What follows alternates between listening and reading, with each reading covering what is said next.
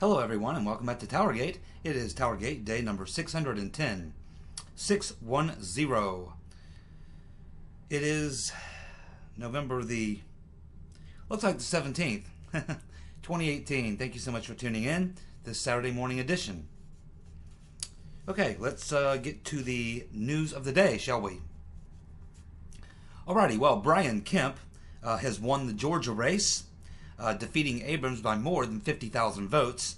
But despite that fact, she is not really conceding the race. She is conceding that she has lost and that she cannot win.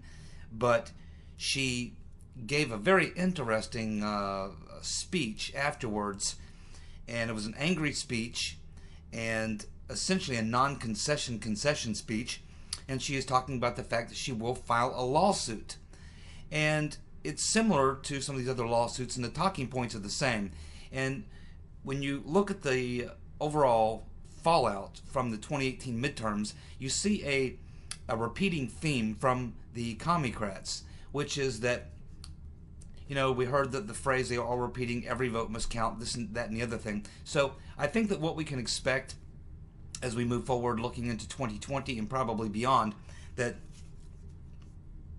there is going to be a real push by Democrats to try to get make it easier or more possible for illegals to vote in elections, particularly in states where they control that situation.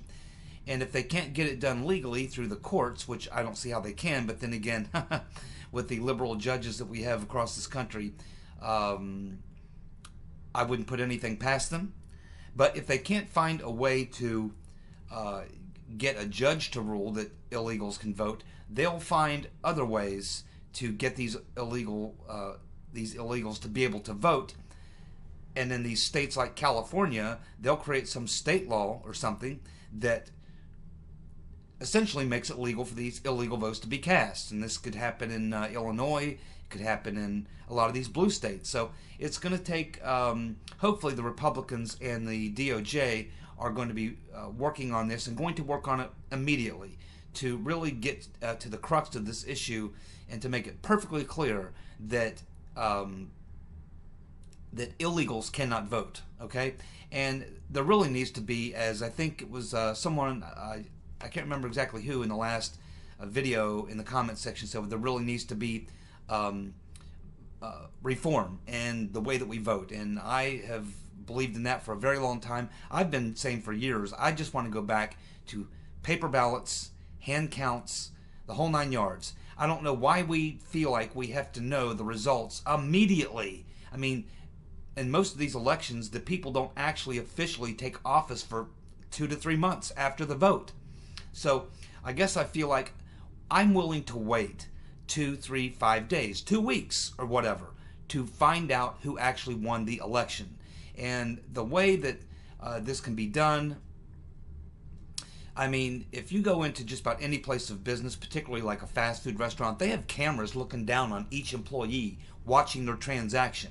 And I see no reason why we can't have a system like what we used to have, quite honestly. I think we should get rid of all voting machines. They're just bad news. Maybe they're quicker, but I don't trust them. And they create a lot of problems, as we can see. So I would like to just go back to hand ballots. I remember back in the good old days, you give you a number 2 pencil and a damn ballot, and you fill it out. And if you screw it up, it gets thrown out. You know, if you can't figure it out, your vote shouldn't count anyway. So, you know, we used to be fairly strict about that. I mean, you got to correctly fill out your ballot, okay? And I just think we should go back to a paper ballot, and I think that they should install cameras over top of the election workers so you can look down on them and be able to go back and see exactly what they've done. If you ever have any question about it, you can simply pull the video and look and see what they've done. And we used to have poll watchers, and I think we still have those where I vote, and you always had people from both parties as well as like independent vote watchers. There was a lot of oversight in watching the counting of these votes, and there's a way to check to make sure.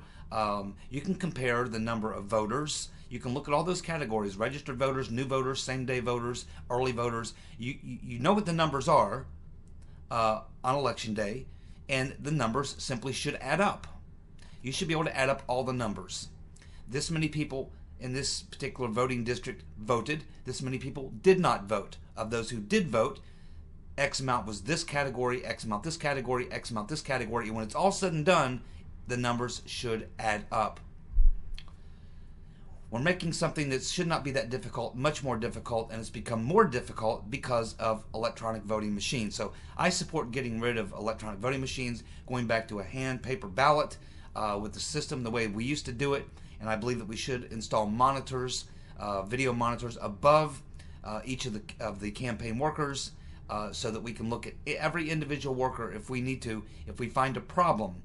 And there also should be some way to identify the poll worker who physically counted that ballot. And there's usually several people. They should all have to sign off on it so that we know specifically what worker counted that ballot, and any other people who second counted that ballot or supervised the counting of that ballot.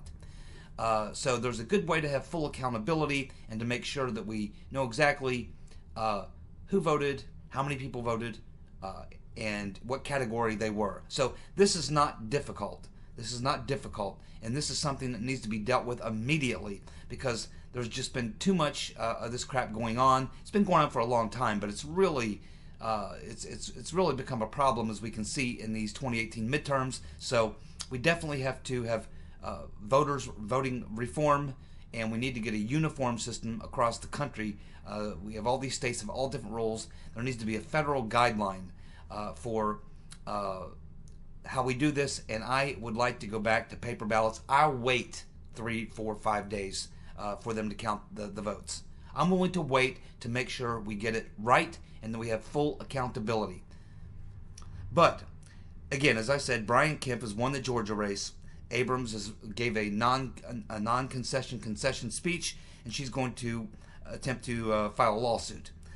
This will go nowhere. She lost by over 50,000 votes. So that's good news for the people in Georgia. Believe me, very good news. Now, it appears that Jim Acosta has, according to the judge's ruling yesterday, got his press pass back.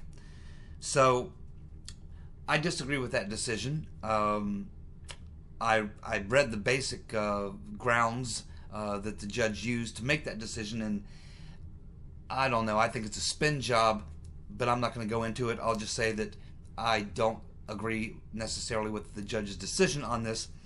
But the White House has certainly responded back to this, and they are going to lay down new rules and guidelines for reporters, which they can certainly do.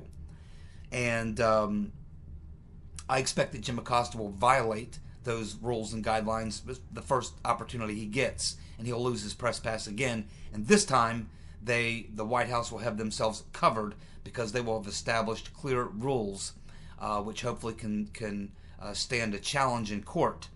Again, this is just more judges ruling out of, I don't know where they, I don't know how. I mean, we have laws, but our laws were supposed to produce common sense. I mean, there's supposed to, there is some common sense that goes. If you're a lawyer and if you just sit and read legal opinions and you read legal wording and you twist it and bend it any way you want, anyone can do that. A judge can certainly do that. But the idea is that there's supposed to be common sense. Our laws were supposed to produce a result that is common sense. And common sense should tell anyone that if you look at Acosta's behavior, the way he behaves in these press conferences, he is not a professional reporter. He's a hack. He is a hack. He's trying to get attention. He's not asking questions. He's there to harass Sarah Sanders, the president, or anyone else. And this is obvious if you look at his behavior over the length of time that we've seen his act. He deserved to have his press pass taken away and never to be returned. That's how I feel about it. He's the most obnoxious and out-of-line reporter I think I've ever seen. And Sam Donaldson was pretty bad back during the Reagan years. Donaldson would kind of get into that kind of, real spit-spat type stuff. But Acosta by far takes the cake. And very disappointed in that judge's ruling. I think he got it wrong. Well, here's another interesting thing that happened. We had, of course, many of you are familiar with this idiot Eric Swalwell, who's a crazy leftist California Democrat who they put on Fox News just to ridicule him, I think. And he got into a Twitter war with Joe Biggs, who many of you are familiar with. Joe Biggs, of course, used to be on Alex Jones, was a reporter for Alex Jones, was on Alex Jones' InfoWars for a while. He left InfoWars for whatever reason to do his own thing. I don't know what happened there. But anyway, he got into a Twitter spat with Swalwell. Swalwell talking about the fact that that Democrats would propose a ban on semi-automatic weapons. This got, of course, him and Joe Biggs into a kind of a Twitter war, in which case Biggs said that Americans, he's talking about himself, said, I will not turn over my semi-autos or any of my guns to the government, and nor will millions of other people. At which point Swalwell suggested that that the government could, of course, he mentioned the government has nukes, and that suggesting that that the government might nuke gun owners in a war over gun confiscation. That's just insanity. And he also questioned whether or not gun owners, he's saying, if Swalwell is saying, yeah, well, if we pass the law, people would turn in their guns. They wouldn't do like they're threatening. They wouldn't go to war with the government over holding on to their guns. But, I got to tell you, I disagree. I think that would be a step too far. I think there would be many, many, many people who would flat out in fact, entire states, who have a charter when they signed on to join the federal system to be a part of the United States. There's some states that have it written in that you will never, take away our right to keep and bear arms, and various other types of things. So, yeah, it would be a lot bigger fight than Swalwell thinks it is. But the suggestion that the government would use nukes on people who refuse to turn in their weapons is crazy, first of all. But Swalwell is crazy. If you've seen him on Fox, he's just a nut. But this just shows you how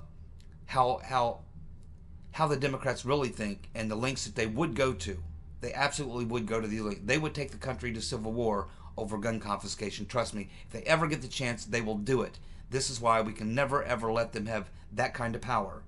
I mean, they had Obama in both houses of Congress. Did they ever attempt to make that happen? No, they did not. Why? Because they understood exactly what would happen if they tried to do that. Mr. Swalwell is just, I don't know, playing to his base, or else he's an idiot. One of the two. Probably both. Well, we have the mayor of Tijuana and many citizens in Tijuana now pushing back on the migrant caravan. The mayor wants them deported, and I'm sure some of you have seen the videos. These citizens, these people who live in Tijuana, who are being overrun with these people from the migrant caravan, they're literally out there fighting these people in the streets, man. I mean, so you definitely see pushback coming in Tijuana, which is where most of these migrants want to go. They want to go to Tijuana, which is quite a ways out of their way, but they know that it gets them to California, where they feel like they can, once they get into California, they feel like they're home free. And they are. Especially with Gavin Newsom. Anyway, I'm sure many of you have seen that video, and it's quite shocking to see.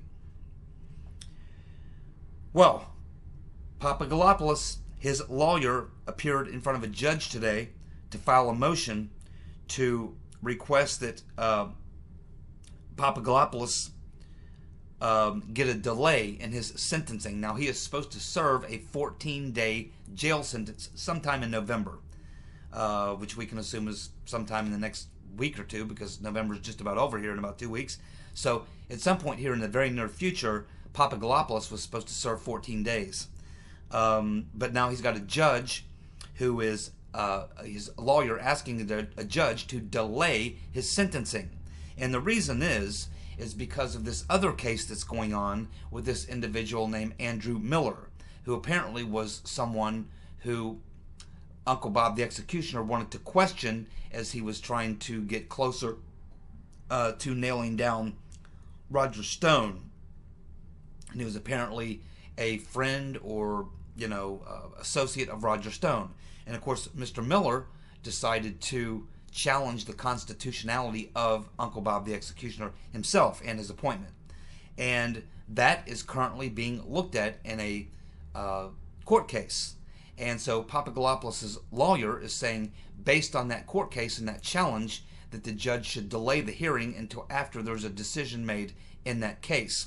At the same time, Papadopoulos is also making the argument that he was framed, and he is saying that he wants to come and testify in front of an open hearing and tell the world what he believes happened to him, which is that he was framed.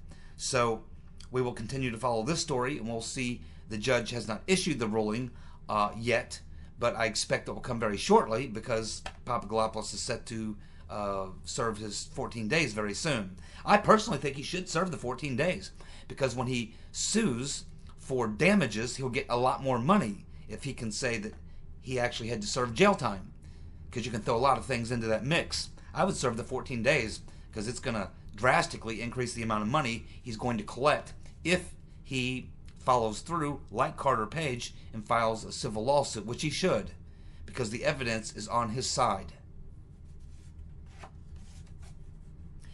Lindsey Graham will be head of the Judiciary Committee, as we now have learned today that Grassley is going to move over and become head of the Finance Committee. So that opens the door for Lindsey Graham to become the head of the Judiciary Committee, and he is saying that he will subpoena Comey and Lynch immediately after Thanksgiving. Now, I've never been a fan of Lindsey Graham. I think most of you know that, but there's definitely something has happened since Senator Magoo passed away. Graham has been acting a lot different, and then of course the Kavanaugh hearing really got his gander up, and I think that and he has gone on several shows. Maria Bartiromo, he's been on Fox 2 or 3 times, and Hannity, in fact, 2 times, where he stated, that yes, when I take over as Senate Judiciary Chairman, I am going to investigate these things. I am going to do that. And I think he understands that the House investigations are going to come to a screeching halt. Now, hopefully, they'll get the report into Whitaker and demand a special counsel, and hopefully he will follow through. But a couple people in the comments section suggested from yesterday's video. I know Larry, who I regard as one of our more esteemed commenters on this site, along with quite a few others, who follows these things very closely, is what I mean. Larry is much on top of the TowerGate story, the Spygate story, as any of us, including myself. And he makes a very good point, along with a couple other people, that really the Senate is a more, I would say powerful is probably a decent word to use, is a more powerful body than the Congress, than the House of Representatives. And it carries more weight. Now, if Graham uses the power that he has, then, as Larry suggests, the investigations that we've been watching that have been taking place in the House will now take front and center in the Senate with Lindsey Graham. And as long as Lindsey Graham stays true and doesn't, back down or what have you, as long as he stays true to what he's saying, then it is, I wouldn't say better, but it's just as good, at the very least, that he conduct these hearings. But that's the Judiciary Committee. Doesn't get the same information as the Intelligence Committee or the Oversight Committee or what have you, but it's still a powerful committee, one of the most powerful committees in the Senate. And if Lindsey Graham follows through on what he says, we can at least have some hope that they are going to expose the crimes of the FBI and the DOJ. But I think only, things like abusing the FISA process and things like that. But the larger story and the larger conspiracy is a completely other thing, and that needs to be dealt with by either a presidential commission or a special counsel. So I do hope that in the very near future, prior to the Democrats taking over on January 3rd, that the House gets their reports to Whitaker, demands a special counsel. We need to hear from Papadopoulos, Carter Page, and Mr. Misfit, who's now saying he wants to testify as well. In fact, his lawyer says arrangements are being made to do so. Maybe Lindsey Graham is involved in that. will be interested to see if Maria Bartiromo asks him about that, because I assume he'll be a guest on her show this Sunday morning. I'll be certainly looking for that. And so we'll just have to follow that and see where that goes. But yes, it is true that we do still hold the Senate. It's a powerful body. If Lindsey Graham stays true to his word, we can expect that we will continue to see these investigations go forward. But really, this needs to go to a special counsel appointed by Whitaker or whoever Trump appoints as his permanent AG. And we certainly need to have these testimonies, public testimonies by Carter Page, Papadopoulos, Mr. Misfit, and anyone else that wants to tell the story of what really happened. And Trump needs to declassify. He needs to declassify this stuff.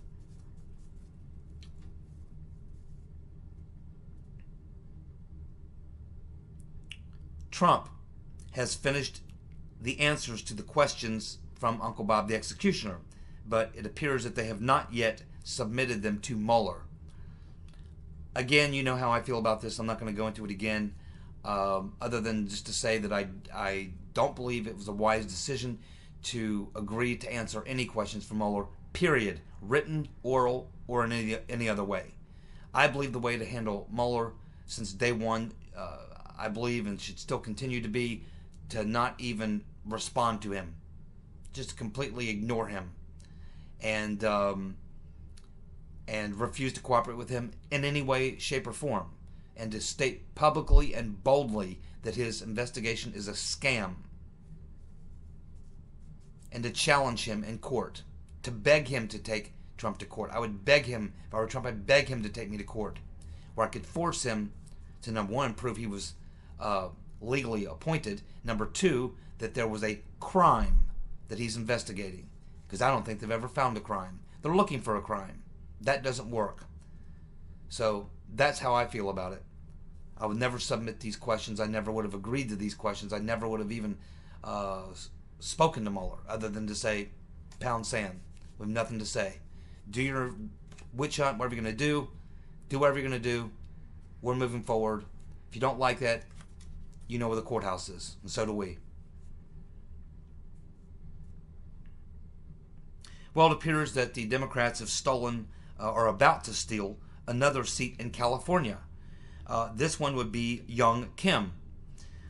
She was leading by 3% after the polls closed in California, but now she's down 941 votes. So it looks like they're going to steal another seat. That would be seat number 36. Seat number 36.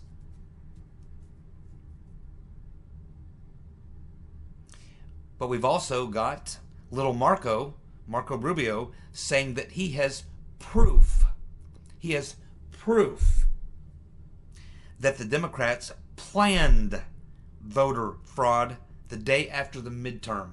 Let me say that one more time. Because if this is true, and he can back this up, that's big.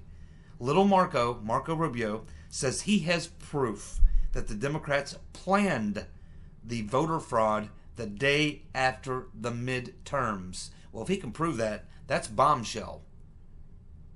We all know it.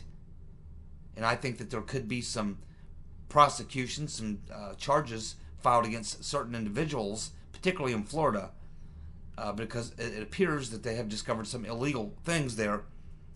But Marco is saying he has proof that the Dems planned the voter fraud the day after the midterms. I think that's pretty obvious. There was a lot of voter fraud going on before the midterms as well, and the day of, not just after.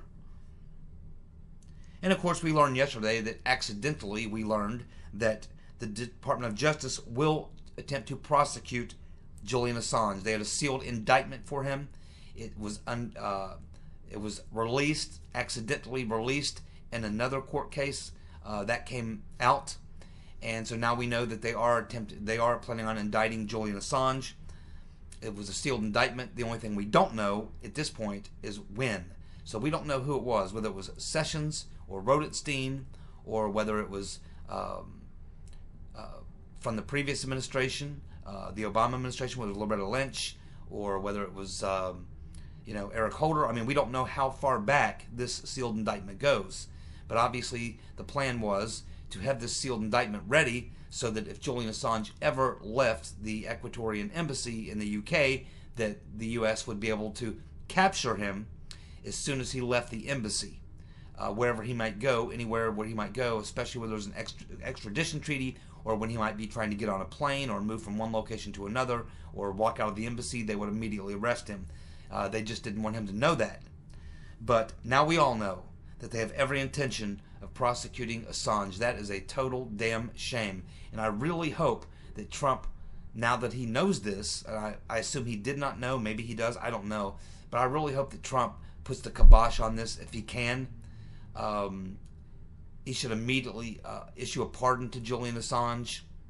Julian Assange is a publisher. He had nothing to do with WikiLeaks releasing emails, nothing to do with any of that. And that is why they've got this indictment against him. It may be other reasons that they'll use, but because they can't prove that he's the one who released or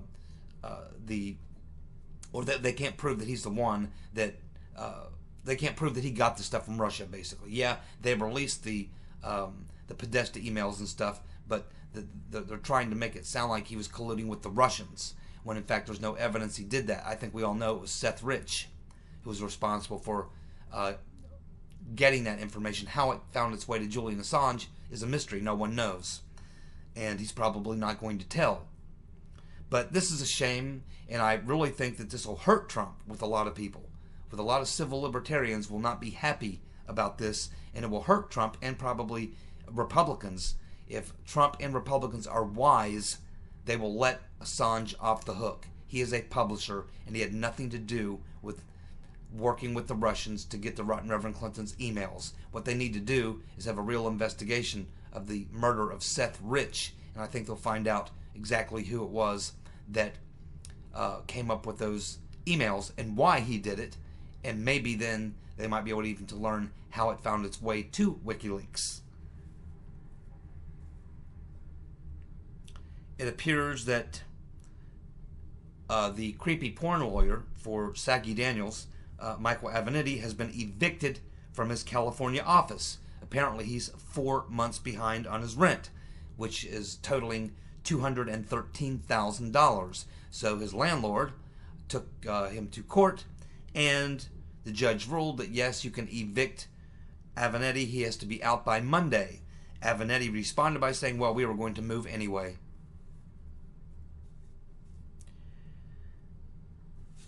Pelosi still fending off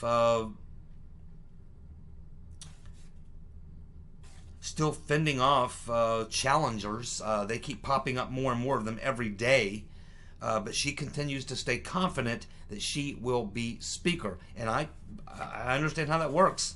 She's got a lot of hammers that she can use, and she can beat some people down pretty bad. But there are about 38 Democrats who ran on telling the people that voted for them that they would absolutely not support Pelosi, and they're kind of on the hook. If the very first vote they cast is going back on what they said, they'll be in trouble.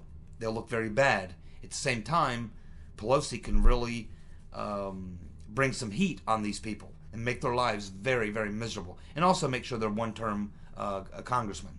She can pretty much get that done. You can bet on that. So, I mean, I don't know about you guys, but if the Democrats have to be in charge, Pelosi is the person I want for speaker. She surely is. She's the best player on our team. A judge in the Florida Senate race now says that they're going to do a hard recount. It has to be done by Saturday. There's no way Scott can lose at this point unless there's some real serious monkey business in play. He's just too many votes ahead. Essentially, I assume that Scott has already proclaimed victory, but I guess his opponent is still not conceding the race. So who knows? That's probably on the advice of the Rotten Reverend Clinton and Mr. Elias, who think that they can win it in court somehow. But I'm pretty sure, I think DeSantis, he has also claimed victory. I think he's too far ahead for Gillum to be able to catch him, but Gillum is playing the same game. He also is not really conceding. So these Democrats just refuse to face the reality that they lost the elections, whether it's in Georgia or Florida. They're just flat refusing to accept the election results. Wasn't it the rotten Reverend Clinton that told us in the second debate with Trump back in 2016 how dangerous that was? And now we have the rotten Reverend Clinton herself saying, well, if it was a fair election in Georgia, Abrams would have won. That's how they play. That's how they play, and that's why we've got to keep these people out of power. Can't believe people voted for them to take over the House, although it was mostly, I'm sure, a lot of corruption going on, illegal people voting, and various other things that we've already been through many times. I think you all understand. We don't need to rehash it anymore.